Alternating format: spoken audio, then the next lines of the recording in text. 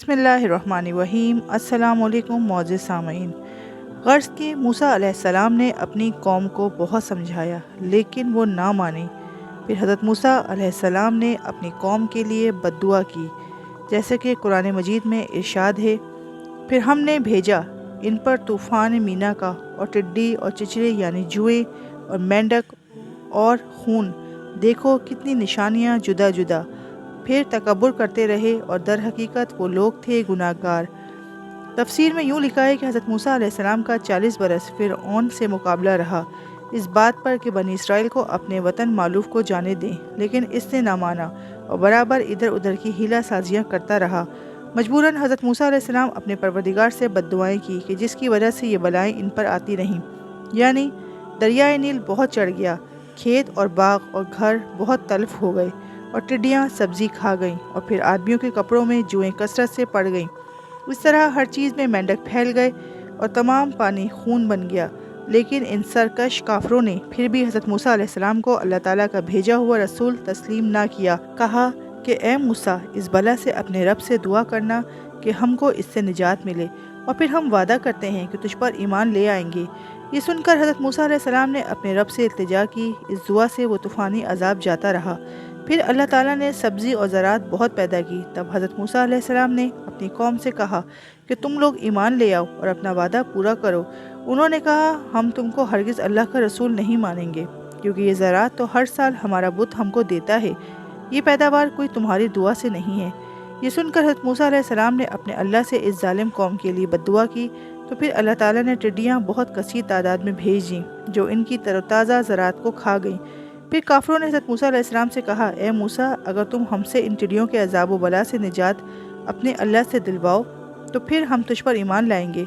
इस जालिम कौम की बातें सुनकर हज़रत मूसा अलैहिस्सलाम ने फिर अपने अल्लाह से दुआ की। चुनाचे इन पर से टिड्डियों का अज़ाब जाता रहा। फिर इस जालिम कौम ने आकर हज़रत मूसा अलैहिस्सलाम से कहा कि ये टिड्डियों का अज़ाब तो तुम्हारी शोमी से आया था और हम तो तुम पर यकीन नहीं लाते और ना हम तुम्हारे अल्लाह पर ईमान लाते हैं। फिर हज़रत मूसा अलैहिस्सलाम ने अपने अल्लाह से इस जालिम कौम के लिए बद्दुआ की और इसके नतीजे में इस कौम पर जुओं का अज़ाब आया और हर शख्स के कपड़ों में बहुत कसरत से जुएँ पड़ गईं और सख्त परेशानी में मुब्तला हो गए। फिर हज़रत मूसा अलैहिस्सलाम के पास गए और इनसे दरख्वास्त की कि हमारे बदन और कपड़ों में बहुत कसरत से जुएँ पड़ गई हैं, वो हमारे जिस्मों को खा रही हैं, हम लोग सख्त परेशान हैं। आप अपने अल्लाह से हमारे लिए इस अज़ाब से निजात दिलाने की दरख्वास्त कीजिए, फिर हम लोग आप पर ईमान लाएंगे। हज़रत मूसा अलैहिस्सलाम इनके कहने से फिर अपने रब से दुआ की कि इस दुआ की बरकत से इन पर आई हुई बलाएं जाती रहीं। फिर इन काफरों ने हज़रत मूसा अलैहिस्सलाम से कहा कि ए मूसा, ये सारा खेल तेरे जादू का है, हम तुझको हरगिज़ ना मानेंगे, तू बड़ा जादूगर है।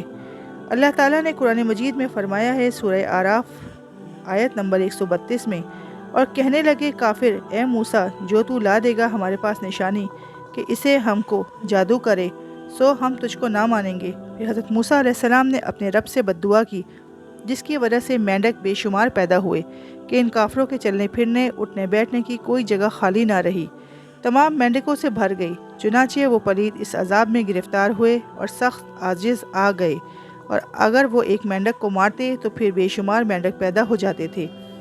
ये हालत देखकर सख्त परेशानी की वजह से लोगों ने फ़िरऔन से जाकर कहा कि हम लोग इस शदीद अजाब से तंग आ गए हैं और किसी तरह से बर्दाश्त नहीं कर सकते। कहने लगे कि हम सब मूसा से आजिज़ आ गए हैं, वो हमको हर हफ्ते एक न एक बला में ज़रूर डालता है। फ़िरऔन बोला, तुम मत डरो, ये तो इसके जादू के खेल हैं, बल्कि तुम फिर इससे जाकर कहो कि ए मूसा, हम तुमको मानेंगे कि अब की दफ़ा इस बला से हमको निजात दिला दो।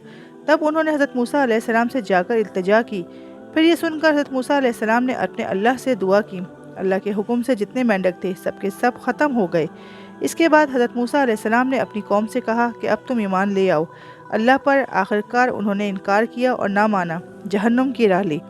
इसके बाद हज़रत मूसा अलैहिस्सलाम ने अपने अल्लाह से मनाजात की, तो फिर इन मरदूद मुनकरों के पीने के पानी, दरिया, नदी सब लहू बन गए, और जब कौम बनी इसराइल इसको पीती तो वो साफ़ होता, और अगर कौम फ़िरऔन इस पानी को पीती तो वो खून बन जाता। फिर काफिर आजिज़ होकर फ़िरऔन से कहने लगे, अब तो हम सख्त आजिज़ आ गए हैं कि इनकी हर जगह का पानी पी नहीं सकते। ये सुनकर फ़िरऔन मलऊन ने कहा کہ سب سحر سازی موسیٰ کی ہے، لہٰذا پھر تم جا کر اس سے کہو، اے موسیٰ اب کی دفعہ تو نجات دلا دو، ہم لوگ ضرور تیرا دین قبول کر لیں گے۔ پھر حضرت موسیٰ علیہ السلام نے فرعونی قوم کے کہنے سے اللہ تعالیٰ سے دعا کی۔ اللہ کے حکم سے ندی نالے دریا جو خون بن گئے تھے وہ سب پانی بن گئے، اور پھر اسی طرح حضرت موسیٰ علیہ السلام کی بد دعا سے بلا جب ان کافروں پر نازل ہوتی تب وہ حضرت موسیٰ علیہ السلام کے پاس جا کر تذرہ زاری اور عذر حلیہ کر کے ایمان لانے کا وعدہ دے کر اپنے سر سے بلا دور کروا لیتے تھے، اور جب وہ بلا ان کے سر سے ٹل جاتی تو پھر منکر ہو جاتے۔ قرآن مجید میں اللہ تعالیٰ نے فرمایا ہے، جب آن پڑا ان پر عذاب تو بولتے، اے موسیٰ پکار اپنے رب کو ہمارے لیے، جیسا کہ اس نے تجھ کو سکھا رکھا ہے، اگر تو نے یہ عذاب ہم سے اٹھا لیا تو بے شک ہم تجھ کو مانیں گے اور تیری بات پر عمل کریں گے۔ چنانچہ اللہ تعالیٰ نے فرمایا کہ پھر اٹھا لیا ہم نے ان سے عذاب ایک وعدے تک ان کو پہنچتا تھا، تب وہ منکر ہو جاتے اور ہرگز ایمان نہ لاتے۔ حضرت موسیٰ علیہ السلام اور ان کے بھائی ہارون نے اپنے اللہ سے بد دعا کی کہ اے رب تو نے دی ہے فرعون کو اور اس کے سرداروں کو زینت و مال و دنیا کی، اور وہ اپنی زندگی میں لوگوں کو تیری راہ سے بہکاتے ہیں، اے اللہ تو ان لوگوں کا سب مال و دولت ان سے مٹا دے۔ اللہ تعالیٰ نے فرمایا، قبول ہو چکی ہے دعا تمہاری موسیٰ اور ہارون، تم دونوں ثابت رہو اور مت چلو ان کی راہ جو انجان ہیں۔ بس اللہ کے حکم سے فرعون اور اس کی قوم کا ماہ و متاع، درہم و دینار اور میوے سب پتھر ہو گئے، یہاں تک کہ جو مرغیاں انڈے دیتی زمین پر گرتے ہیں، سنگ ہو جاتے ہیں۔ یہ دیکھ کر فرعون کی قوم نے پھر حضرت موسیٰ سے جا کر التجا کی کہ اے حضرت موسیٰ، یہ جو چیزیں پتھر ہو گئی ہیں، اگر تیری دعا سے یہ اپنی اصلی حالت پر آ جائیں تو ہم سب تیرا دین ضرور قبول کر لیں گے۔ حضرت موسیٰ علیہ السلام نے ان لوگوں کو یہ عاجزانہ التجا اور سنی اور کہنے لگے کہ اے لوگوں، میں تمہارے کہنے سے پھر اپنے اللہ سے دعا کرتا ہوں، مجھے امید ہے کہ انشاءاللہ تمام چیزیں ٹھیک ہو جائیں گی۔ چنانچہ یہ کہتے ہی حضرت موسیٰ علیہ السلام سجدے میں گر پڑے اور اپنے پروردگار سے پرخلوص التجا کرنے لگے۔ اس التجا سے اللہ تعالیٰ نے ان چیزوں کو جو پتھر بن چکی تھی پھر ان کو اصلی حالت پر کر دیا۔ یہ ٹھیک ہوتے ہی پھر فرعون کی تمام قوم فوراً ہی حضرت موسیٰ علیہ السلام سے منکر ہو گئی اور حضرت موسیٰ علیہ السلام کو جادوگر ٹھہرایا۔ باوجود ان 9 علامات کے، اول عصا، دوسرا بیدہ، تیسرا طوفان، چوتھا قحط، پانچواں ٹڈی، چھٹا جوئیں، ساتواں مینڈک، آٹھواں لہو، نواں طمس، پھر بھی کفار حضرت موسیٰ علیہ السلام پر ایمان نہ لائے۔ آخر وحی نازل ہوئی، اے موسیٰ، بنی اسرائیل کو لے کر رات کو مصر سے نکل کر لب دریا جا اور اس طرح پر جاؤ کہ اہل مصر کو تمہارے جانے کی خبر نہ ہو، میں تم کو دریا پار کرا دوں گا، فرعون اور اس کی ساری قوم کو دریا میں ڈبو دوں گا، تب تم اور تمہاری قوم اس کے شر سے نجات پاؤ گے۔ سورہ شورى میں اللہ تعالیٰ نے فرمایا ہے، اور حکم بھیجا ہم نے موسیٰ کے کہ رات کو لے کر نکل میرے بندوں کو، البتہ تمہارے پیچھے لگے گا فرعون اپنے ماں لشکر کے، اور ہم ان کو غرق کرنے والے ہیں اور تم ان کو دریا کے پار کرا دیں گے، تم کسی کو خیال مت کرنا۔ رات ہوئی تو حضرت موسیٰ علیہ السلام اپنے تمام لشکر کے ساتھ اور اپنے بھائی کے ساتھ قوم بنی اسرائیل کو جماعت بنا کر پیچھے روانہ کیا، اور پھر آخر میں آپ بھی روانہ ہو گئے اور دریائے نیل کے کنارے ایک بڑے میدان میں جا پہنچے، اور وہ تاریخ 9 محرم الحرام کی تھی۔ جب صبح ہوئی تو فرعون کو خبر ہوئی کہ حضرت موسیٰ علیہ السلام اور تمام قوم بنی اسرائیل مل کر تمہارے مال و متاع اور سونا چاندی وغیرہ لیے رات گزشتہ مصر سے نکل کر کہیں بھاگ گئے ہیں۔ یہ خبر تمام شہر میں اور اپنے اپنے تمام سپہ سالاروں کو بھیجی، اور نعرہ کوس رحلت کا مارا، چونکہ اس کی آواز بہت بلند تھی، اس لیے آواز سن کر تمام سپہ لشکر چاروں طرف سے شام کے وقت پیر کے دن فرعون کے دروازے پر حاضر ہو گئے۔ اس وقت 100 امیر سردار لشکر و فوج کے تھے، اور ہر ایک سردار کے ہمراہ 100 مرد جنگی رہتے تھے، اور فرعون نے اپنے ہمراہ 7 لاکھ ملازم سیاہ لباس لے کر اور خود بھی سیاہ لباس پہن کر گھوڑے پر سوار ہو کر وزیر حامان کو مقدم لشکر کر کے حضرت موسیٰ علیہ السلام کا پیچھا کیا اور دریائے نیل کے کنارے بڑے میدان میں بنی اسرائیل کو دیکھا۔ چونکہ وہ لوگ 3 دن اسی میدان میں ٹھہرے رہے، اور بنی اسرائیل کی قوم نے جب فرعون کو حشمت دبدبا دیکھا تو وہ خوف سے کہنے لگی، شاید اب ہم کو فرعون اور اس کی قوم پکڑ لے گی، اور اتنے بڑے لشکر سے ہم مقابلہ نہ کر سکیں گے، کیونکہ فرعون کی فوج بہت ہے۔ اس وقت حضرت موسیٰ علیہ السلام نے کہا، فکر نہ کرو، میرا اللہ ہمارے ساتھ ہے۔ پھر اللہ تعالیٰ نے حکم بھیجا، اللہ تعالیٰ نے موسیٰ کو کہا کہ اپنا عصا دریا پر مارو، پس پھٹ گیا دریا اور بن گیا اس میں ایک راستہ، اور پار کر دیا ہم نے موسیٰ کو اور دوسروں کو، یعنی فرعون کو اور اس کے لشکر کو غرق کر دیا۔ تفسیر میں یوں لکھا ہے کہ جب حضرت موسیٰ علیہ السلام نے دریا میں اپنا عصا مارا، پانی پھٹ گیا اور 12 راستے بن گئے اور بیچ پانی کے پہاڑ کھڑے ہو گئے، اور انہی 12 راستوں سے بنی اسرائیل کے 12 قبیلے اتر کر پار ہو گئے، اور اس کے پیچھے قوم فرعون انہی راستوں کے ذریعے قوم بنی اسرائیل کو پکڑنے کے لیے دوڑی۔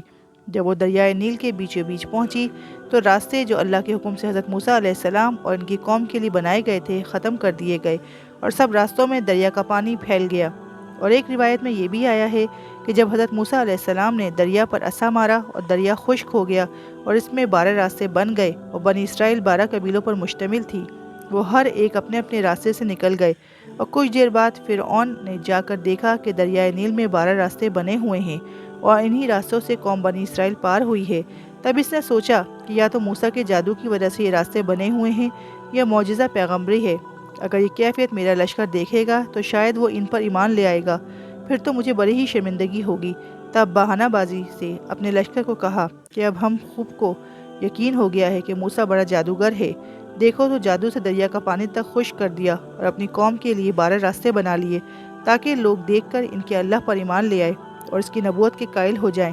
اور دل میں یوں بھی کہتا تھا کہ میری فوج کو دریا میں ان کے پیچھے جانے سے پانی ڈبو دے گا، کیونکہ پانی دو طرف نسل پہاڑ کے معلق کھڑا ہے۔ یہی دل میں پس و پیش کرتا رہا کہ دریا میں اپنا گھوڑا ڈالوں یا نہیں۔ اتنے میں حضرت جبرائیل علیہ السلام کے ایک گھوڑے پر سوار ہو کر فرعون کے سامنے آ کھڑے ہوئے، وہ مردود بھی گھوڑے پر سوار تھا۔ حضرت جبرائیل علیہ السلام نے جلدی سے اپنے گھوڑے کو دریا میں ڈال دیا۔ یہ دیکھ کر فرعون نے بھی اپنا گھوڑا دریا میں ڈال دیا، اور پھر ہر چند اس نے چاہا کہ اپنے گھوڑے کی باگ تھامے مگر رک نہ سکا، اور فرشتے سواروں نے آ کر لشکر کے گھوڑوں کو چابک مار کر بیچ دریا میں ڈال دیا۔ جب فرعون کا لشکر بیچ دریا کے آ چکا، اسی وقت حضرت موسیٰ علیہ السلام نے چاہا کہ دریا میں عصا مار کر ان کی راہ بند کر دیں۔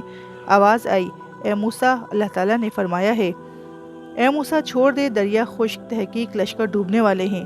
تب وہ پانی جو دیوار سا ہو گیا تھا اور ہوا پہ معلق تھا، وہی پانی دونوں طرف سے آیا اور پوری قوم کو ڈبو دیا۔ ایک روایت میں ہے کہ فرعون اپنے ڈوبتے وقت کہتا تھا کہ میں ایمان لایا بنی اسرائیل کے اللہ کے اوپر اور اس کے رسول پر۔ چنانچہ اللہ تعالیٰ نے قرآن مجید میں ارشاد فرمایا ہے، اور پار کیا ہم نے بنی اسرائیل کو دریا سے، پھر پیچھے پڑا ان کے فرعون اور اس کا لشکر شرارت اور زیادتی سے، جب تک کہ پہنچا ان پہ دباؤ۔ کہا فرعون نے کہا کہ ہم ایمان لے آئے ہیں، ہمارا کوئی معبود نہیں کہ جس پر ایمان لائے بنی اسرائیل، اور میں بھی فرمانبردار ہوں، ان میں سے ہوں۔ اللہ کے فرمانے سے حضرت جبرائیل علیہ السلام نے اس کو کہا، اللہ تعالیٰ فرماتا ہے، کیا اب ایمان لاتا ہے؟ تو نافرمانی کر چکا ہے پہلے اس سے، اور تھا تو مفسدوں سے۔ فائدہ جبریل نے کہا، اس کو اے فرعون، تو ساری عمر اللہ کا مخالف رہا، اب ایمان لانے کا دعویٰ کرتا ہے۔ پھر ایک مٹھی مٹی لی اور فرعون کے اوپر ڈال دی۔ اسی طریقے سے فرعون اپنی قوم کے ساتھ دریائے نیل میں غرق ہو گیا۔ یہ سن کر قوم بنی اسرائیل نے کہا، اے موسیٰ، جب تک ہم ان کو اپنی آنکھوں سے نہ دیکھیں گے تب تک اس کے ڈوبنے کو یقین نہیں کریں گے۔ تب حضرت موسیٰ علیہ السلام نے اللہ کی بارگاہ میں دعا مانگی۔ اس دعا کی برکت سے موج دریا نے ان سب کی لاشوں کو جہاں بنی اسرائیل تھے پہاڑوں پر پھینک دیا۔ ہڈیاں ان کی درہم برہم ہو گئی تھی، ان کے قلب میں کچھ رمق جان باقی تھی۔ بنی اسرائیل دیکھتے تھے۔ چنانچہ اللہ تعالیٰ نے فرمایا، اور ڈبو دیا ہم نے فرعون کے لوگوں کو، اور یہ کہ تم دیکھتے ہو۔ تب وحی نازل ہوئی، اے موسیٰ، اب تم مصر جاؤ اور حامان کو مصر میں ہی پاؤ گے، اس کو میں دوسرے عذاب میں گرفتار کروں گا۔ یہ حکم سن کر حضرت موسیٰ علیہ السلام اپنے بھائی ہارون اور اپنی قوم کو لے کر مصر میں آئے اور فرعون کے گھروں میں جا کر رہے، اور فرعون کے گھروں میں مال و اسباب بہت کچھ ہاتھ لگا۔ چنانچہ اللہ تعالیٰ نے قرآن مجید میں ارشاد فرمایا ہے، پس نکالا ہم نے فرعون کو اور اس کی قوم کو باغوں سے اور چشموں سے اور خزانوں سے اور باعزت مکانوں سے، اس طرح سے کیا اور وارث کر دیا ہم نے قوم بنی اسرائیل کو۔ مفسرین لکھتے ہیں کہ فرعون کے گھر اللہ تعالیٰ نے مقام کریم فرمایا، اس واسطے کہ 70 مہمان خانے میں اس نے پرتکلف بنائے تھے۔ بنی اسرائیل کو اللہ تعالیٰ نے انہی مکانوں کا وارث کیا، اور حامان جو وزیر فرعون تھا وہ اندھا ہو کر بھیک مانگ کر کھاتا پھرتا تھا۔ حضرت موسیٰ علیہ السلام اسے دیکھ کر جناب باری تعالیٰ میں مناجات کی کہ یا الہی، تو نے تو فرمایا تھا کہ حامان کو فرعون کے ساتھ دریا میں غرق کروں گا، اور وہ اب تک زندہ ہے۔ آواز آئی، اے موسیٰ، اس کو میں نے خلق میں محتاج کیا اور دربدر مانگتے، پھر نہ یہ ہر روز گویا اس کی نئی موت ہے، بلکہ 1000 درجے اس سے مرنا بہتر ہے۔ یہ سن کر حضرت موسیٰ علیہ السلام اللہ کا شکر بجا لائے۔ جب حضرت موسیٰ علیہ السلام تمام ان کے ہاتھ میں آیا اور کافر سارے نیست و نابود ہو گئے، تب خاتے جمع ہو کر اپنی بیوی صفورہ کے پاس گئے۔ وہ جس میدان میں اس کو رکھ کر گئے تھے، جا کر دیکھتے ہیں کہ 2 لڑکے جو حضرت سے تھے وہ نہایت توانا اور خوبصورت صورت ہو گئے، اور بھیڑ بکریاں مال و اسباب سب سلامت پایا، اور وہ بھی دگنی ہو گئی تھی۔ وہاں سے وہ اپنے والدہ کے پاس مصر تشریف لائے، اور حق تعالیٰ نے ان کو کوہ طور پر بلا لیا تاکہ ان سے کچھ مناجات کی جائے، اور اللہ تعالیٰ کا وعدہ بھی پورا ہوا۔ تو معزز سامعین، اگر آپ کو ہماری ویڈیو اچھی لگی ہے تو پلیز ویڈیو کو لائک کریں، چینل کو سبسکرائب کریں۔ تب تک کے لیے اللہ حافظ۔